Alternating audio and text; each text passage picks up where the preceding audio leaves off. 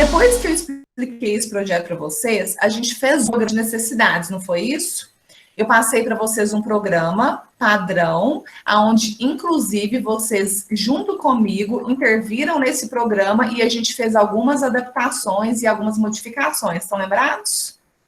E aí, juntos em sala de aula, olha só, nós traçamos um fluxograma. Estão lembrados dessa aula que eu dei para vocês do programa de necessidades com o fluxograma? Sim. E aí, o que a gente fez? A gente pegou lá o programa de necessidades e a gente organizou ele. Então, eu coloquei todos os ambientes e aí a gente enumerou aqui, ó, ao lado de cada um desses ambientes, quais os ambientes que seriam prioritários, né? E quais os ambientes se relacionariam com os outros ambientes por meio das setinhas. Este fluxograma, ele é extremamente importante para que vocês consigam depois colocar isto na planta baixa de vocês.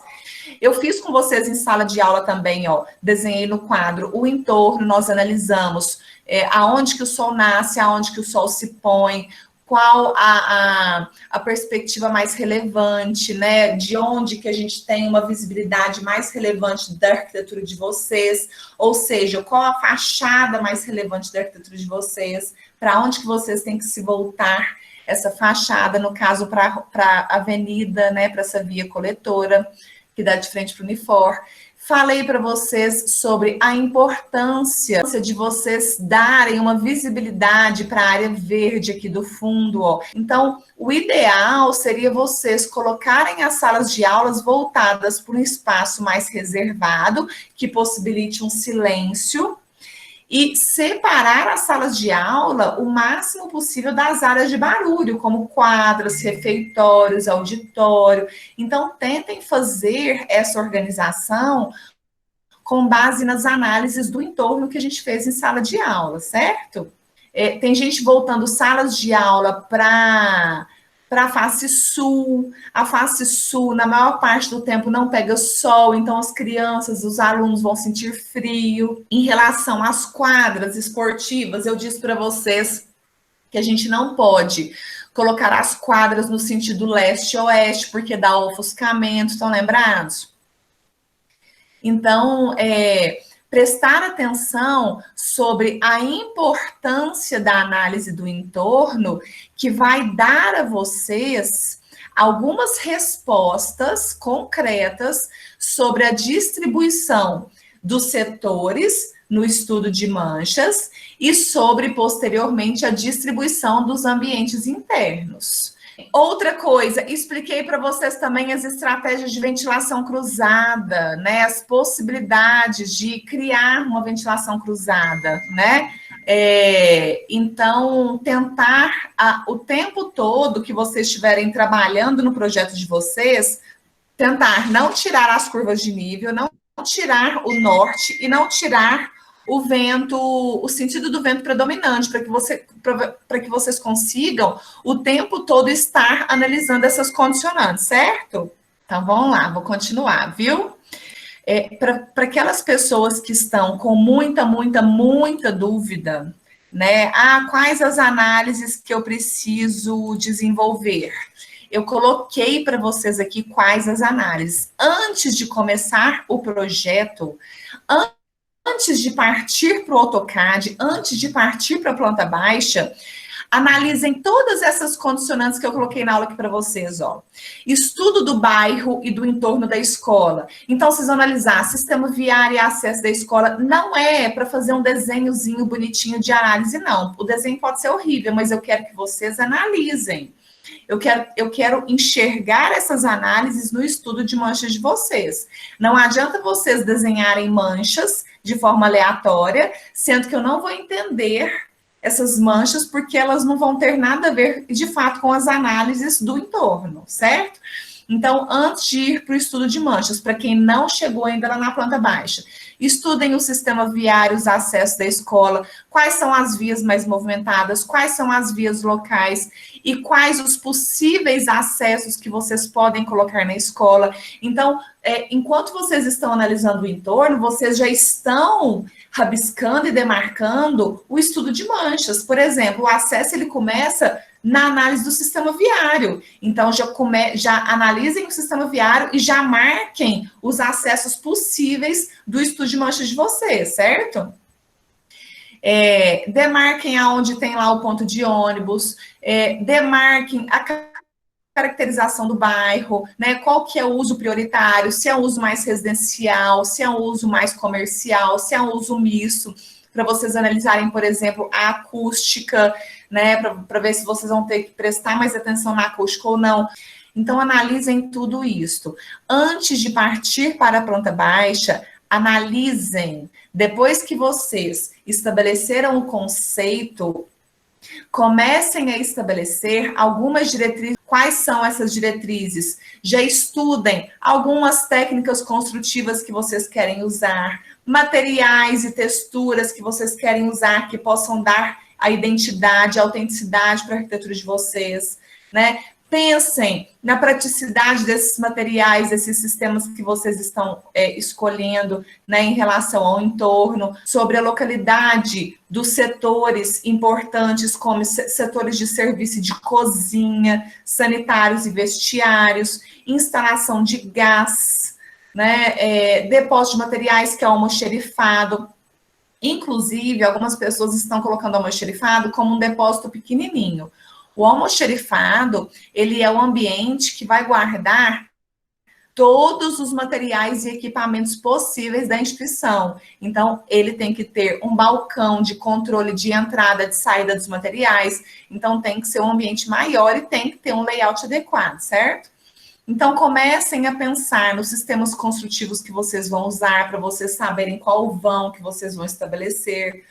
Por exemplo, alguém estava fazendo uma edificação de 2 pavimentos. E aí, o térreo, que ela ia aproveitar o terreno, era todo de pilotis. Aí eu falei, olha, Carol, se você for utilizar um sistema construtivo de alvenaria convencional com concreto armado, os seus pilares, eles têm que estar, e se esses pilares tiverem um tamanho convencional também, de 25 por 25, de 30 por 30, vocês têm que ter um espaçamento máximo de 5,5 metros em 5,5 metros.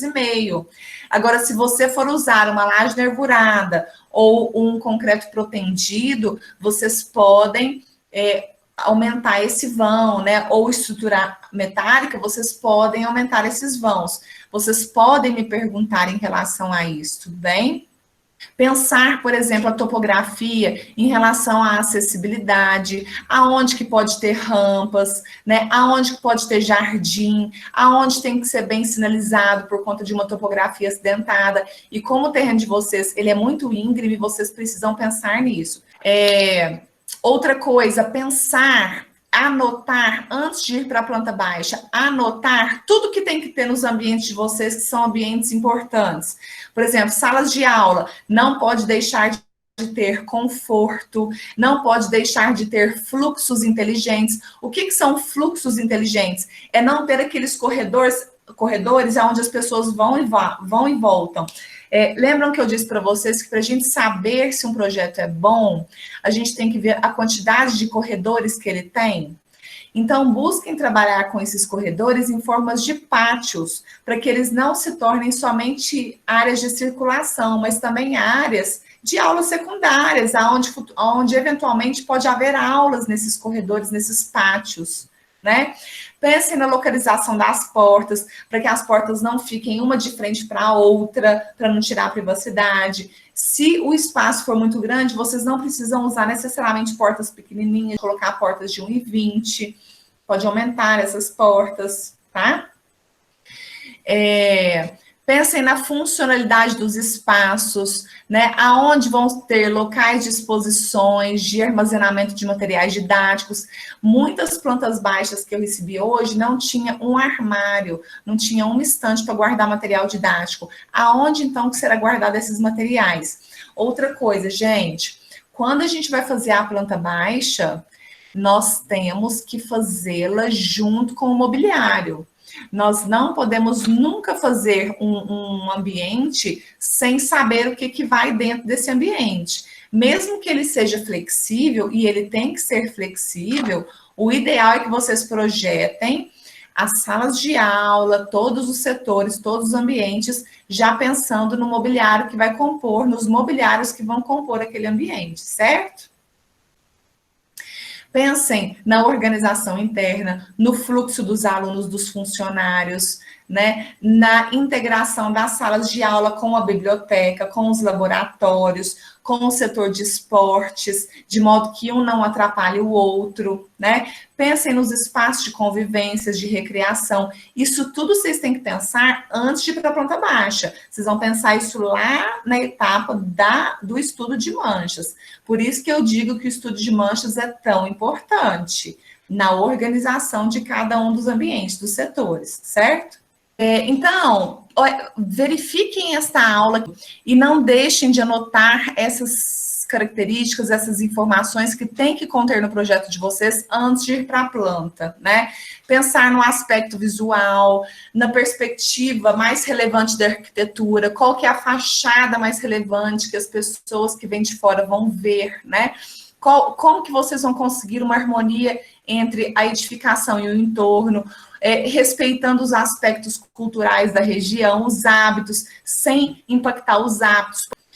Pensar nos sistemas construtivos, no uso de materiais, pensar em todo o conforto que eu já mencionei para vocês, né? Localização das faces mais ensolaradas, como se dá o trajeto do sol, pensar na arborização. O César passou um trabalho para vocês desenvolverem um projeto de áreas externas, então pensar como que vai se dar os jardins, a área verde ao redor dessa edificação, né, os pátios de integração, pensar em tudo isso, estratégias de sustentabilidade, estratégias de segurança, que não precisa ser necessariamente com câmeras, pode ser por meio de barreiras de vegetação, pode ser por meio de cercas, né, cercas vivas ou cercas desenhadas, estilizadas por vocês. Pensar em todas essas condicionantes que eu coloquei na aula para vocês, tudo bem? Como que fica, então, pensando, casando lá a análise do entorno, o estudo de manchas, como que fica esta harmonia entre os blocos edificados, os ambientes externos e o conforto dos usuários que vão utilizar cada um desses blocos, né? Como que se dá a conexão entre os blocos? Como que acontece isso? Vocês precisam pensar em tudo isso, tudo bem?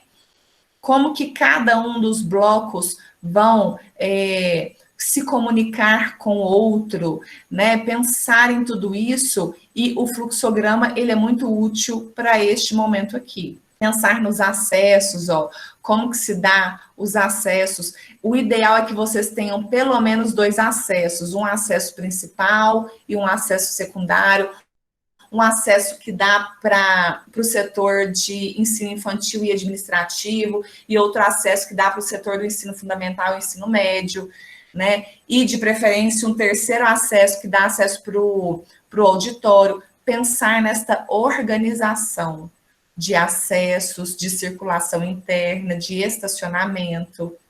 Pensar como que vai se dar a integração entre os blocos, como que se dá a integração entre os pátios internos, né, pátios que devam ser arborizados, dotados de bancos, né, que possibilite uma ambiência, que não seja um pátio árido, mas que seja um pátio, que sejam ambientes de real integração, que seja possível a criança e os alunos terem aulas aqui, né? Olha para você ver, a gente tendo aula debaixo dessas árvores, né?